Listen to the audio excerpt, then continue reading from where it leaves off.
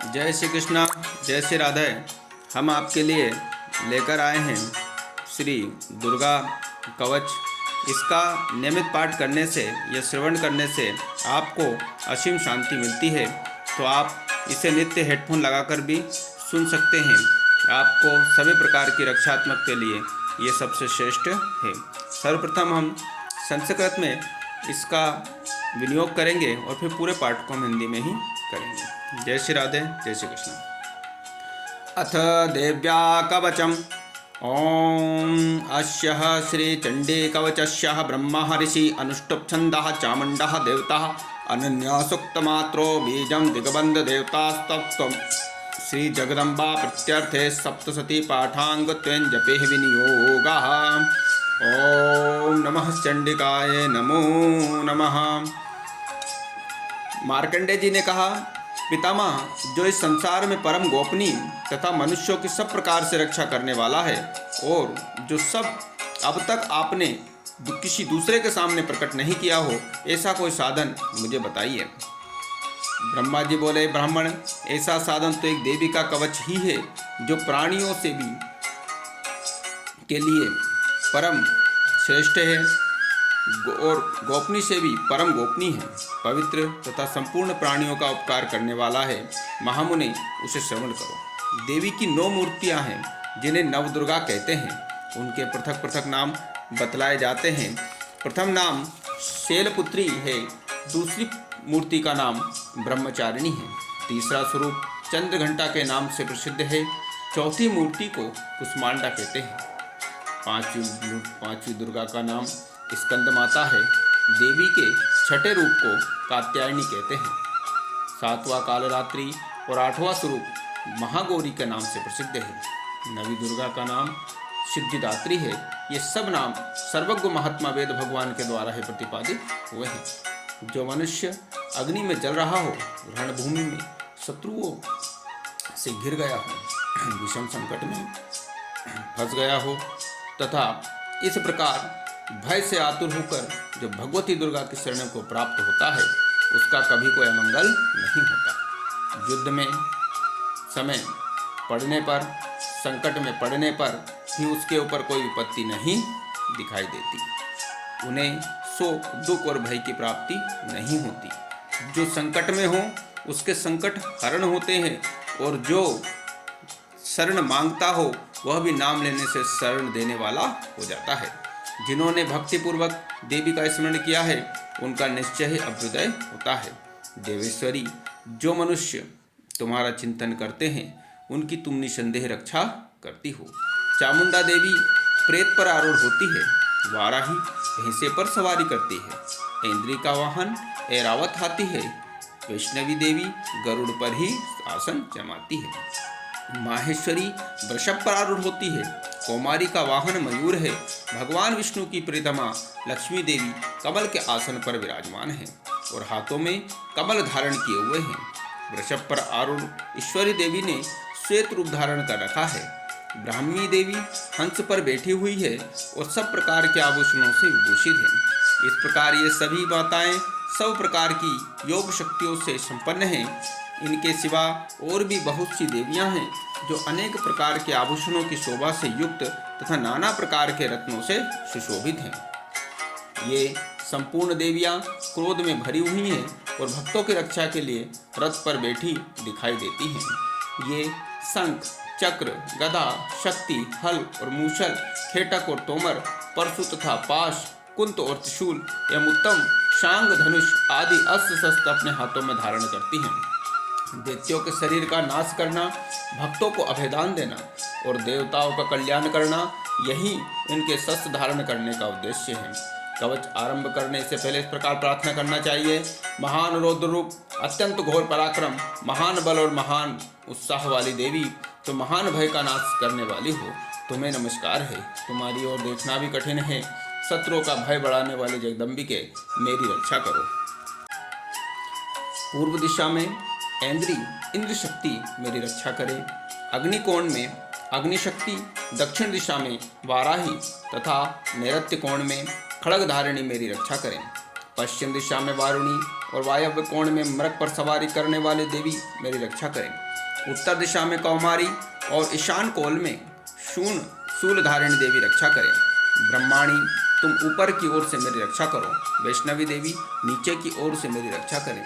इसी प्रकार शव को अपना वाहन बनाने वाली चामुंडा देवी दसों दिशाओं में मेरी रक्षा करें। जया आगे से और विजया पीछे की ओर से मेरी रक्षा करें। वाम भाग में अजिता और दक्षिण भाग में अपराजिता देवी रक्षा करें। उद्धोतिनी शिखा की रक्षा करें। उमा मेरे मस्तक पर विराजमान होकर रक्षा करें। ललाट में मालाधारी रक्षा करें और यशस्विनी देवी मेरे भोगों का संरक्षण करें। भोग के मध्य भाग में त्रिनेत्रा और नथुनों की यमघंटा देवी रक्षा करें।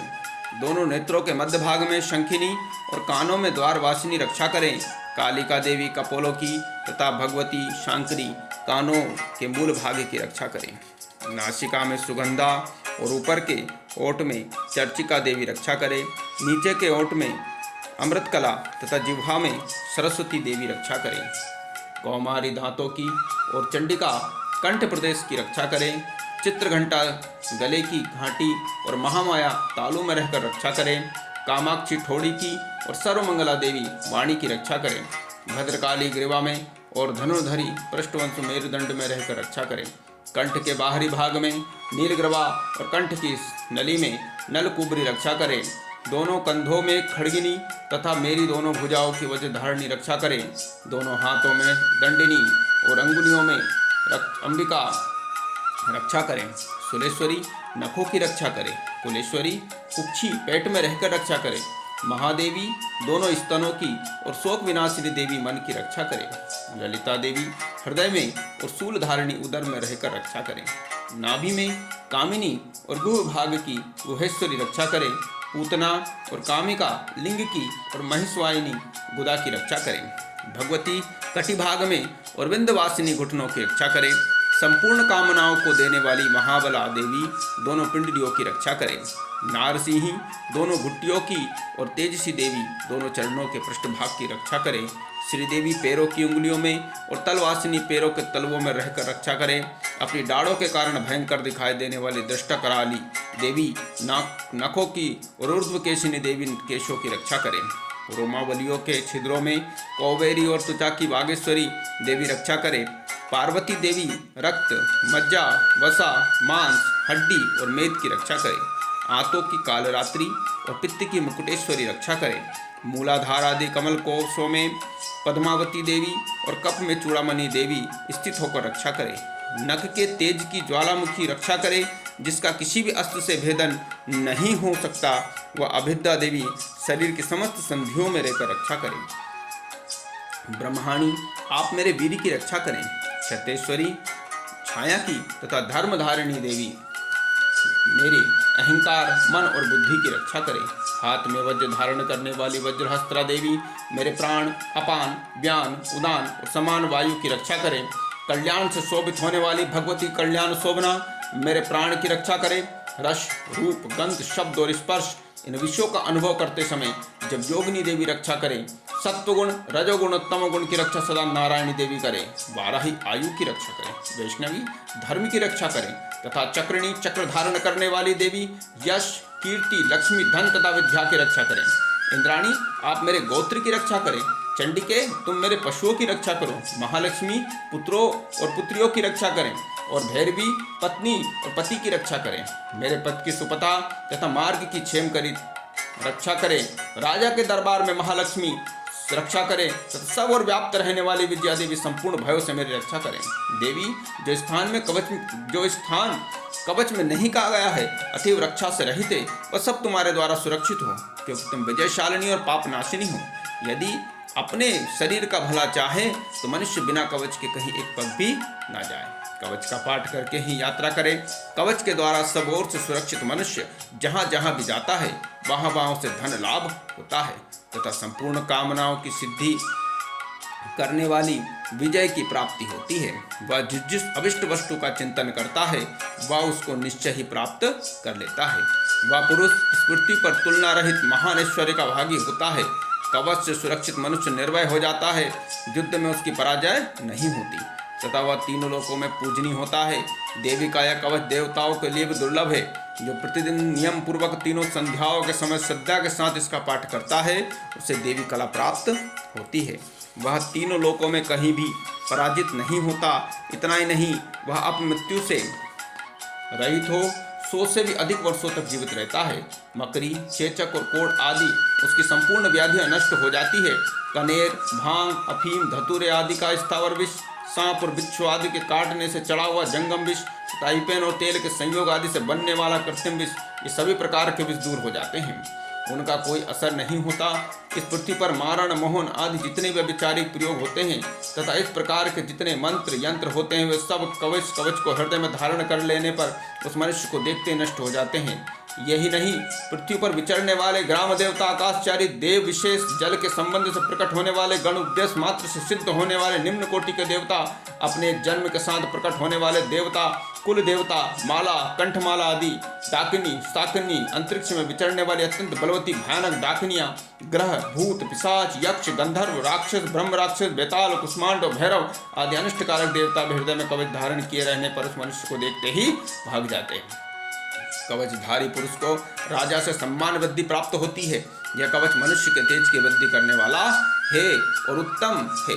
कवच का पाठ करने वाला मनुष्य अपनी कीर्ति से विभूषित होकर अपने यश के साथ साथ वृद्धि को प्राप्त होता है। जो पहले कवच का पाठ करके उसके बाद सप्तशती चंडिका का पाठ करता है, उसकी जब तक वन, पर्वत और कानूनों सहित पृथ्वी टिकी रहती है, तब तक यहाँ पुत्र पोतादि संतान परंपराएं बनी रहती है। फिर देहकांत होने पर वह पुरुष भगवती महामाया के प्रसाद से उस नित्य परम पद को प्राप्त होता है, जो देवताओं के लिए दुर्लभ है। वह सुंदर दिव्य रूप धारण करता है और कल्याणमय शिव के साथ आनंद का भागी होता है। ओम नमः चंडिकाय नमो नमः। ओम नमः चंडिकाय नमो नमः। शिवम शंकराय नमो नमः। श्री गजानंदाय नमो नमः। ओम श्री नारायणाभ्य नमो नमः। सब्सक्राइब करें हमारा यूट्यूब चैनल सेवा संग्राम। जय श्री राधे, जय श्री कृष्ण।